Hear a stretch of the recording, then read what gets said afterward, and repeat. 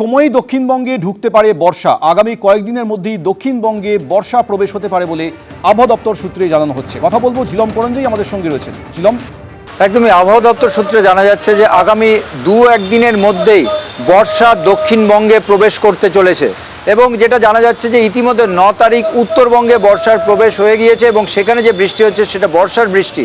তোমাকে জানিয়ে রাখবো এই মুহূর্তে কলকাতায় বৃষ্টি শুরু হয়েছে এবং আবহাওয়া দপ্তর থেকে বলা হচ্ছে যে এটা কমলা সতর্কতা দেওয়া হয়েছে কলকাতা, উত্তর 24 পরগনায়, যে এখানে বজ্রবিদ্যুৎ সহ বৃষ্টিপাত হতে পারে, সর্বোচ্চ 50 কিলোমিটার গতিবেগে ঝড় বইতে পারে এবং একই সঙ্গে বজ্রবিদ্যুৎ সহ বৃষ্টিপাতের জন্য সাধারণ মানুষকে সতর্কতা দেওয়া হচ্ছে। শুধু কলকাতা এবং উত্তর 24 পরগনা নয়, হুগলি, বাঁকুড়া, বীরভূম, পশ্চিম মেদিনীপুর, পূর্ব মেদিনীপুর, 2 বর্ধমান এবং অন্যান্য যে দক্ষিণবঙ্গের জেলা সেখানেও সতর্কতা দেওয়া হচ্ছে এই কয়েক ঘন্টার মধ্যেই প্রবল যে মাঝারি মাপের বা প্রবল বৃষ্টিপাত হতে পারে।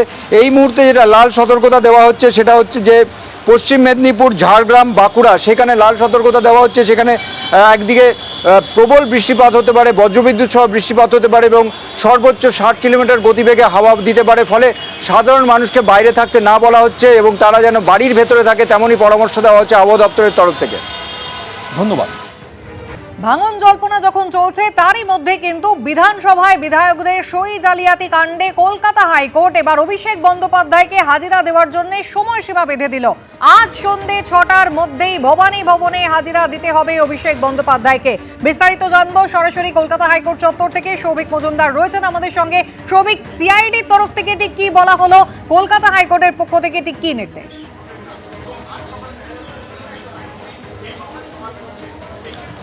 দেখো, কলকাতা হাইকোর্টের তরফে যে নির্দেশ দেওয়া হয়েছে সেই নির্দেশ মোতাবেক আজকে সন্ধ্যে 6টার মধ্যে অভিষেক বন্দ্যোপাধ্যায়কে সিআইডির ভবানী ভবনে যে দপ্তর রয়েছে সেখানে গিয়ে হাজিরা দিতে হবে এবং সেখানে সিআইডি অফিসারদের বা আধিকারিকদের, তদন্তকারী আধিকারিকদের যে জিজ্ঞাসাবাদ রয়েছে সেই জিজ্ঞাসাবাদের সম্মুখীন হতে হবে এবং সেখানে সিআইডির আধিকারিকরা যা প্রশ্ন করবেন সেই প্রশ্নের উত্তর অভিষেক বন্দ্যোপাধ্যায়কে দিয়ে আসতে হবে। এটাই কিন্তু আজকে কলকাতা হাইকোর্টের নির্দেশ। এর পাশাপাশি কলকাতা হাইকোর্টের নির্দেশে বলা হয়েছে যে 3 সপ্তাহের জন্য আপাতত অভিষেক বন্দ্যোপাধ্যায়কে একটা রক্ষা কবচ দেওয়া হচ্ছে। এই মামলার ক্ষেত্রে অন্ততপক্ষে আগামী 3 সপ্তাহের জন্য অভিষেক বন্দ্যোপাধ্যায়কে গ্রেফতার করা চলবে না, এই নির্দেশ কলকাতা হাইকোর্টের তরফ থেকে দেওয়া হয়েছে। কিন্তু তোমাকে বলবো যে এই মামলার ক্ষেত্রে একেবারে স্পষ্ট করে আজকে সিআইডির তরফ থেকে খুব স্পষ্ট করে বলা হয়েছে যে এই মামলায় অভিষেক বন্দ্যোপাধ্যায় তিনি কিন্তু মূল চক্রী, তিনি এই অপরাধটা মূলত সংগঠিত করেছেন। ফলে তাকে তারা চান যে গ্রেফতার করে তাকে হেফাজতে নিয়ে জিজ্ঞাসাবাদ করতে। ফলে সিআইডির আধিকারিকদের বক্তব্য হচ্ছে যে এতদিন পর্যন্ত তারা মনে করছিলেন যে এই মামলার ক্ষেত্রে অভিষেক বন্দ্যোপাধ্যায় একজন সাক্ষী, তাকে সাক্ষী হিসাবে ডেকে পাঠানো হচ্ছিল। কিন্তু এই মামলার তদন্ত যে পর্যায়ে এগিয়েছে সেই পর্যায়ে তারা এখন মনে করছে যে অভিষেক বন্দ্যোপাধ্যায় তিনি এখন আর শুধুমাত্র একজন সাক্ষী নন। অভিষেক বন্দ্যোপাধ্যায় তিনি এই ঘটনার মূল চক্রী এবং তিনি এই গোটা ঘটনার ক্ষেত্রে অভিযুক্ত। তিনি এই সইজাল কাণ্ডের যে অপরাধ রয়েছে সেই অপরাধ তিনি সংগঠিত করেছেন এবং সেই কারণে তারা মনে করছেন যে আসল রেজলিউশন যে কপি রয়েছে সেই রেজলিউশন কপি কিন্তু অভিষেক বন্দ্যোপাধ্যায়ের সঙ্গে রয়েছে। ফলে অভিষেক বন্দ্যোপাধ্যায় সেই রেজলিউশন কপি এখনও পর্যন্ত সিআইডির যারা আধিকারিক রয়েছেন সেই আধিকারিকদের হস্তান্তর করেননি। ফলে সেই কপি হস্তান্তর না করা পর্যন্ত সেটার যে ফরেনসিক পরীক্ষা রয়েছে সেই ফরেনসিক পরীক্ষা করা সম্ভব হচ্ছে না এবং সেই ফরেনসিক পরীক্ষা না করতে পারলে এই গোটা মামলার যে ইনভেস্টিগেশন রয়েছে তার কাজ কিন্তু থমকে রয়েছে। ফলে তারা মনে করছেন যে অভিষেক বন্দ্যোপাধ্যায়কে এই মুহূর্তে হেফাজতে নিয়ে জিজ্ঞাসাবাদ করা প্রয়োজন রয়েছে।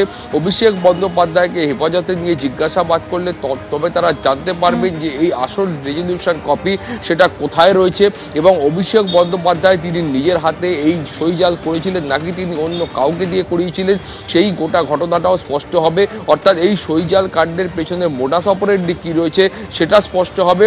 কিন্তু আপাততভাবে যে নির্দেশ কলকাতা হাইকোর্টের তরফ থেকে দেওয়া হয়েছে সেই নির্দেশ অনুযায়ী সন্ধ্যে 6টার মধ্যে অভিষেক বন্দ্যোপাধ্যায়কে ভবানী ভবনে হাজিরা দিতে হবে এবং জিজ্ঞাসাবাদের সম্মুখীন সম্মুখীন হতে হবে। আপাতত 3 সপ্তাহের জন্য তাকে গ্রেফতার করা চলবে না, সেই নির্দেশ কলকাতা হাইকোর্টের তরফ থেকে দেওয়া হয়েছে। তার আইনজীবীরা বলেছেন যে অভিষেক বন্দ্যোপাধ্যায় তিনি এই মুহূর্তে দিল্লিতে রয়েছেন, বিকেল 4টেয় তার ফ্লাইট ল্যান্ড করবে এবং তারপর তিনি সরাসরি সিআইডি অফিসে যাবেন হাজিরা দেওয়ার জন্য। কুসুমিতা, অর্থাৎ আজকে সন্ধ্যে 6টার মধ্যে ভবানী ভবনে অভিষেক বন্দ্যোপাধ্যায়কে হাজিরা দিতে হবে, কলকাতা হাইকোর্টের এমনই নির্দেশ। এদিকে ত্রিপুরা কোর্টেও কিন্তু সশরীরে অভিষেক বন্দ্যোপাধ্যায়কে হাজিরা দিতে হবে এবং তার জন্য 22শে জুন তাকে সেই হাজিরা দিতে হবে বলে সমন ইতিমধ্যেই তার কাছে পৌঁছে গিয়েছে। ত্রিপুরা কোর্টে অভিষেক বন্দ্যোপাধ্যায়কে আগামী 22শে জুন উপস্থিত থাকতে হবে।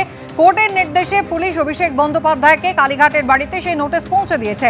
কোর্টের নির্দেশ এসেছে ত্রিপুরা খোয়াই থানায়, যেখানে গন্ডগোলের ঘটনা ঘটেছিল 2021 সালে এবং সেই ঘটনায় হাজিরার সমন খোয়াই কোর্ট থেকে এসে পৌঁছেছে আলিপুর কোর্টে। আলিপুর কোর্ট থেকে বেলিফ সেই নোটিশ পৌঁছে দিয়েছে অভিষেক বন্দ্যোপাধ্যায়ের কালীঘাট রোডের বাড়ির ঠিকানায়।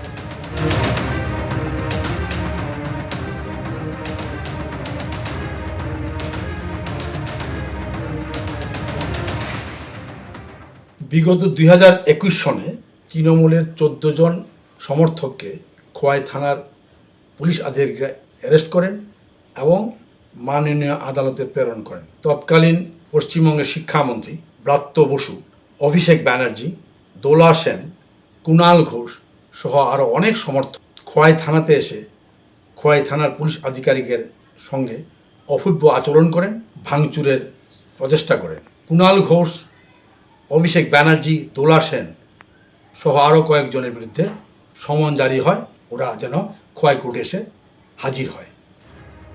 দপ্তর বন্টন হয়ে গিয়েছে আর তারপরে নতুন মন্ত্রীরা কাজ শুরু করেছেন। মুখ্যমন্ত্রীর আশীর্বাদে কাজ করার সুযোগ পেয়েছেন, তবে তোলামূল মন্ত্রীর চেয়ারে বসার কোনো প্রশ্নই নেই। নাম না করে ইন্দ্রনীল সেনকে এইভাবেই কটাক্ষ করেছেন তথ্য সংস্কৃতি প্রতিমন্ত্রী পূর্ণিমা চক্রবর্তী। আপনার থেকে জানতে চাইবো যে কি কি পরিকল্পনা রয়েছে আপনার। প্রথমে তথ্য সংস্কৃতির বিষয়ে জানতে চাই। মাননীয় মুখ্যমন্ত্রী আশীর্বাদে আজকে আমি তথ্য সংস্কৃতি দপ্তরের প্রতিমন্ত্রী হিসেবে আমি কাজ করার সৌভাগ্য পেলাম। আপনি গতকাল ইন্দ্রনীল সেনের ছেড়ে যাওয়া চেয়ারটায় বসতে চাননি এবং এর আগে আমরা দেখেছি যে বহু অভিযোগ উঠেছে যে গান মেলায় কে শিল্পী পাবেন কে পাবেন না এরকম ভাগ হয়েছে। এরকম এই বিষয়গুলো নিয়ে কি ভাবনা ছিল?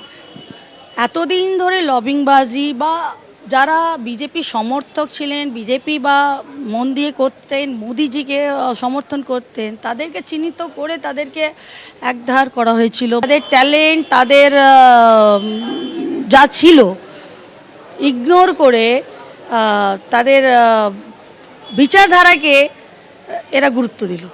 আগামী দিনে এটা কিন্তু হবে না। কোনো দুর্নীতির অভিযোগ পেয়েছেন এই ডিপার্টমেন্টে, মানে টাকা নিয়ে কাউকে কাজ পাইয়ে দেওয়া বা এই ধরনের, বা কাজ পেলে তাকে একটা কাটমানি দিতে হয়? প্রথম দিনই তো আমি গেলাম, আমি এই চেয়ারে বসবো না। চোরের সরকারের নেতা মন্ত্রী তোলামূল মন্ত্রী চেয়ারে আমি বসবো না, চেয়ার সরাও। এবিপি আনন্দ, এগিয়ে থাকে, এগিয়ে রাখে।